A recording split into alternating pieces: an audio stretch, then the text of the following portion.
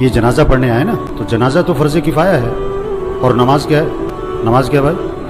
فرض عین ہے۔ یہ سب اپنے آپ سے پوچھیں، آج فجر پڑھی آپ نے؟ اگر آپ نے فجر نہیں پڑھی تو آپ جنازے میں کیا کرنے آئے ہو؟ شکل دکھانے آئے ہو؟ ایک آدمی 100 روپے کی تو فکر کرے، لاکھ روپے کی فکر نہ کرے۔ یہ کوئی رسم ہے؟ آج اتنا رسم اور رواج میں پھنسے ہوئے ہیں کہ جنازے میں بھی شرکت رسم بنا لی ہے، ایک رواج ہے۔ ابھی جنازہ پڑھیں گے، اثر پھر نہیں پڑے، ابھی جنازہ پڑھیں گے، فجر میں پڑھے سو رہے ہوں گے، یہ پتہ کون ہے؟ ڈھیٹ ہو گئے ہیں، دل گندے ہو گئے ہیں، دل سیاہ ہو گئے ہیں، دل پتھر ہو گئے ہیں، دل زنگالود ہو گئے ہیں، دل تباہ ہو گئے ہیں۔ کوئی ہوش میں آئے، ہوش میں آئے۔ نشے میں آدمی ہوتا ہے نا، نشے میں تو بات سمجھ میں نہیں آتی اس کے، کیونکہ نشہ ہے۔